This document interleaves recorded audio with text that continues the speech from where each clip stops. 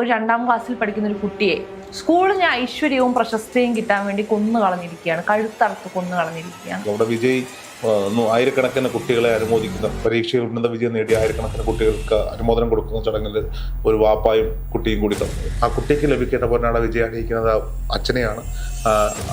അച്ഛനെ അണിയിച്ചതിന് ശേഷം ആ കുട്ടിയുടെ ശരീരത്തിൽ തൊട്ട് ഒരു ഷെയ്ക്ക് ഹാൻഡ് കൊടുക്കാൻ പോലും തയ്യാറാകാതെ നടന്നു പോകുന്ന വാപ്പായും കുട്ടിയുടെയും ചിത്രങ്ങൾ മലപ്പുറത്ത് കുറച്ച് ദിവസങ്ങൾക്ക് മുൻപാണ് മലപ്പുറത്ത് ഒരു മുസ്ലിം സ്ത്രീ അവരുടെ ഭർത്താവിന്റെ മുന്നിൽ വെച്ച് വേറൊരു പുരുഷനുമായി കിടക്കണമെന്ന്, അതെന്തിനാണെന്ന് ചോദിച്ചപ്പോൾ ഈ സംഭവം നടന്നിരിക്കുന്നത് ഒരു സ്കൂളിലാണ്, ചെയ്തിരിക്കുന്നത് അവിടുത്തെ അധ്യാപകനും ആ സ്കൂളിന്റെ ഉടമസ്ഥനുമാണ്. ആരോപണം ഉന്നയിച്ച ആൾ മുസ്ലിം സമുദായ അംഗമാണെങ്കിലും ഇത് ചെയ്യണമെന്ന് പറഞ്ഞ ആൾ ഹിന്ദുവായി. യോനി പൂജാ സങ്കല്പം ഉണ്ട്. അവിടെ ഒരു സ്ത്രീയുടെ യോനിയുടെ ഇസ്ലാം സമുദായത്തിൽ വിശ്വസിക്കുന്ന ചില ആളുകൾക്ക് സ്ത്രീകളുടെ കണ്ണുകളല്ലാതെ മറ്റൊന്നും പുറത്ത് കാണിക്കാതെ അവരെ ഒരു ചാക്ക് കുപ്പായത്തിൽ അങ്ങനെ തന്നെ പറയേണ്ടിയിരിക്കുന്നു. അത് അവരുടെ വിശ്വാസത്തിന്റെ ഭാഗമാണെന്നെങ്കിലും പറയാതിരിക്കാൻ സാധിക്കും. സ്റ്റേജിലേക്ക് ഒരു പെൺകുട്ടിയെ വിളിച്ച് കയറ്റിയതിന്റെ പേരിൽ അവിടെ നിൽക്കുന്ന ഒരു ഉസ്താദ് ബഹളം വെച്ചത്. മതത്തെ മുറുകെ പിടിച്ചുകൊണ്ട് ഇതെല്ലാം ചെയ്തു പോകുന്നവർ നമ്മുടെ നാട്ടിലുണ്ട് എന്നതാണ്. രോഹിതയുടെ ഉത്തർപ്രദേശില് ഒരു 2ാം ക്ലാസ്സിൽ പഠിക്കുന്ന ഒരു കുട്ടിയെ സ്കൂളിന് ഐശ്വര്യവും പ്രശസ്തിയും കിട്ടാൻ വേണ്ടി കൊന്നു കളഞ്ഞിരിക്കുകയാണ്, കഴുത്തറുത്ത് കൊന്നു കളഞ്ഞിരിക്കുകയാണ്. വീണ്ടും അന്ധവിശ്വാസത്തിന്റെ പേരിൽ ഉള്ള കൊലകൾ, അതും വിദ്യ പകർന്നു കൊടുക്കേണ്ട വിദ്യാലയങ്ങളിൽ നടക്കുക എന്ന് പറയുന്നത് വളരെ ദാരുണമായ സംഭവമാണ്. നമ്മൾ ഭാരതം എന്ന് പറയുമ്പോൾ വളരെ സാംസ്കാരികമായി മുന്നോട്ട് നിൽക്കുന്ന സ്ഥലമാണ് എന്നൊക്കെ നമ്മൾ പറയുന്നു.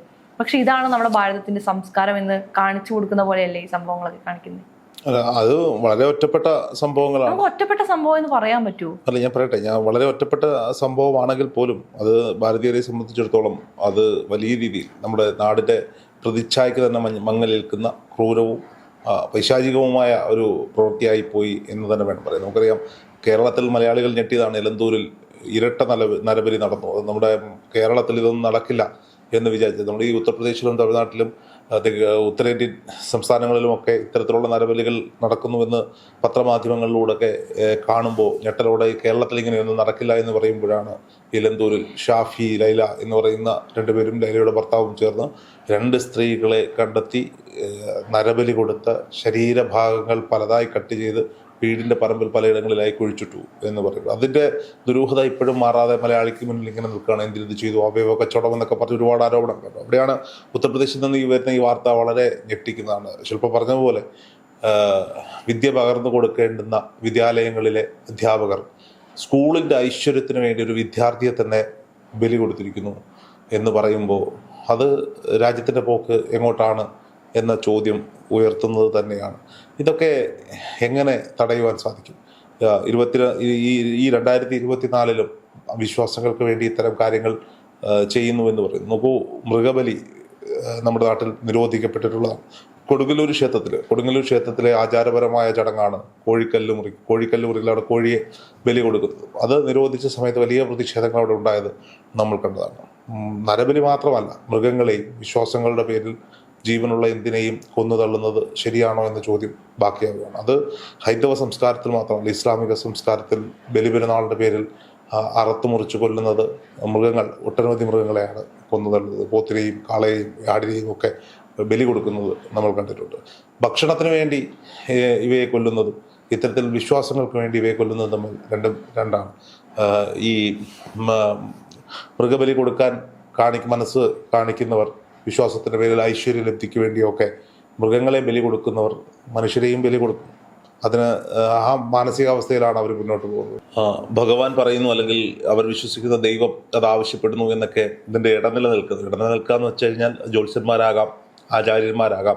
ഇവരൊക്കെ പറയുമ്പോൾ ആരെങ്കിലുമൊക്കെ പറഞ്ഞു കൊടുക്കുന്നതാണ്. കൊന്ന് രക്തം നിവേദിക്കണം എന്നൊക്കെ പറയുമ്പോൾ അത് ചെയ്യാൻ തയ്യാറാവുന്നവരുടെ മാനസികാവസ്ഥ അതിക്രൂരമാണ്.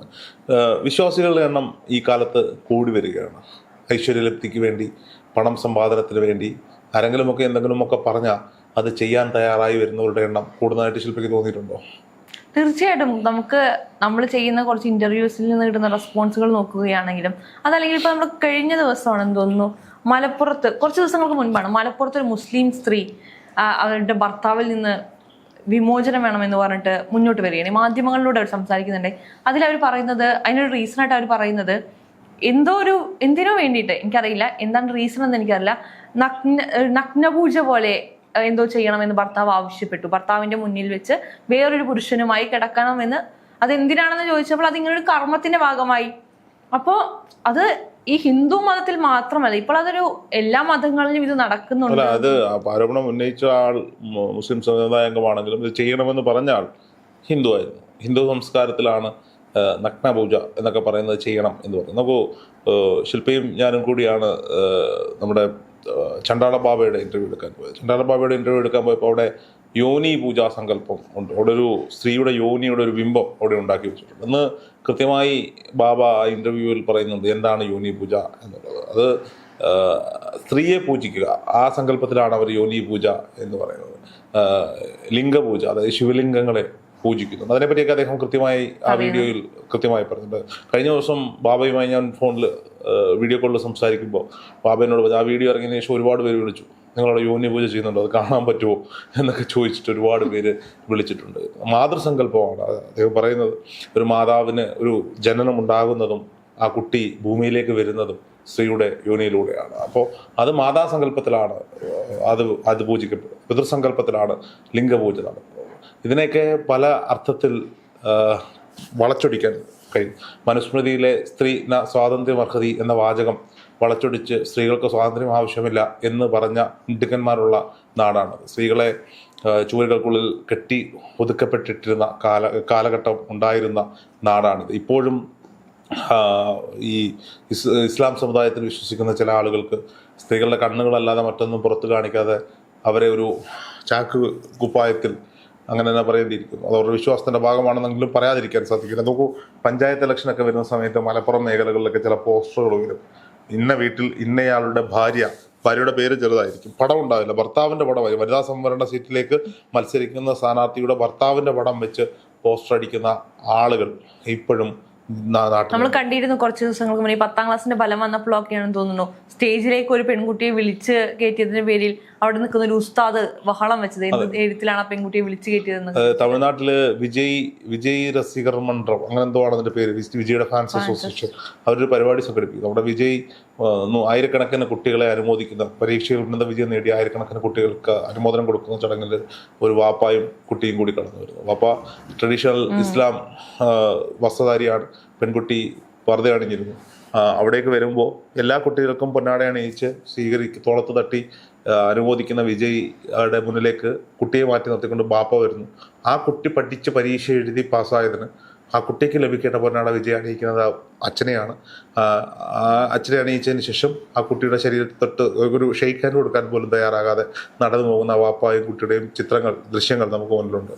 അത് ഒരുപക്ഷെ വിജയ് എന്ന് പറയുന്ന നമ്മളൊക്കെ സ്ക്രീനിൽ ഈ അനീതിക്കെതിരെ ശബ്ദം ഉയർത്തുന്ന ഒരു നായക നടൻ, പിന്നീട് ആ കുട്ടിയുടെ ആവശ്യപ്രകാരമാണ് ചെയ്തത്. എങ്ങനെയാണെങ്കിലും അത് വന്നിരുന്നു. സ്വാഭാവികമായിട്ടും അത് വരട്ടെ. അപ്പോൾ അത് അങ്ങനെയുള്ള സംഭവങ്ങൾ നമ്മുടെ നാട്ടിൽ നടക്കുന്നുണ്ട്. അത്രത്തോളം മതത്തെ മുറുകെ പിടിച്ചുകൊണ്ട് ഇതെല്ലാം ചെയ്തു പോകുന്നവർ നമ്മുടെ നാട്ടിലുണ്ട് എന്നതാണ്. ഇതൊക്കെ നരബലിയോട് ഇതൊക്കെ ഉപമിക്കാമോ എന്ന് ചോദിച്ചാൽ, നരബലി ഒരാളെ കൊന്നുകളയാണ്, മറ്റേത് ജീവനോടെ ദഹിപ്പിക്കുന്ന കാര്യങ്ങളാണ്.